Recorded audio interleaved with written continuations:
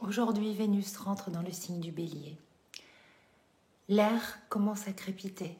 Il y a quelque chose qui s'embrasse comme une impatience, un appel, une urgence d'être là pleinement, de sentir le feu.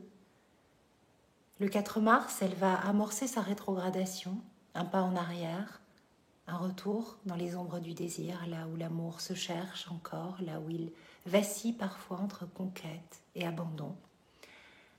Elle va redevenir directe le 13 avril, mais son voyage ne s'achèvera pas là, puisque depuis fin janvier, le 28, elle marche déjà dans l'ombre, et il faudra attendre la mi-mai, vers le 15, pour qu'elle sorte de cette zone d'ombre, pour que le feu retrouve tout son éclat après avoir traversé la nuit. Vénus en Bélier n'attend pas. Elle ne connaît pas l'attente. Elle est là. Elle avance sans crainte. Et pourtant, bientôt, elle va ralentir pour retourner sur ses pas, sur elle-même, disparaître du ciel étoilé, comme si elle s'éteignait, comme si elle mourait.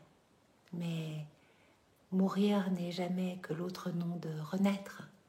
Les anciens le savaient, et surtout ceux qui écoutent le silence de la nuit le savent. Vénus descend comme Inanna, descend dans l'ombre, elle abandonne ses colliers, ses bracelets, ses parures, sa couronne, elle se dépouille, elle s'offre nue, car c'est ainsi que l'on apprend à aimer vraiment. Pas dans l'attente, pas dans le désir de prendre, pas dans le vertige d'être désiré, mais dans cette nudité-là, où il n'y a plus rien à masquer, plus rien à posséder, rien à quémander, à attendre.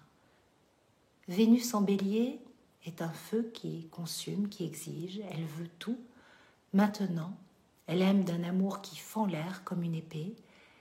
Elle est la femme qui marche seule, la tête haute, celle qui n'attend pas qu'on la choisisse. Elle est celle qui choisit.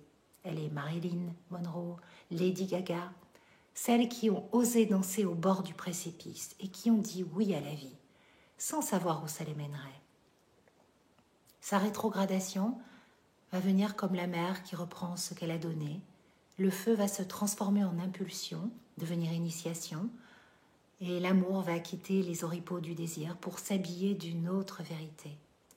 Car ceux qui cherchent l'amour comme on cherche un remède confondent souvent abandon et perte. Dans l'ombre de Vénus, laissons-nous dépouiller, regardons ce qui reste quand tout ce que nous croyons être nous s'efface. Quand Vénus renaîtra et retrouvera le ciel du matin, nous ne serons plus les mêmes.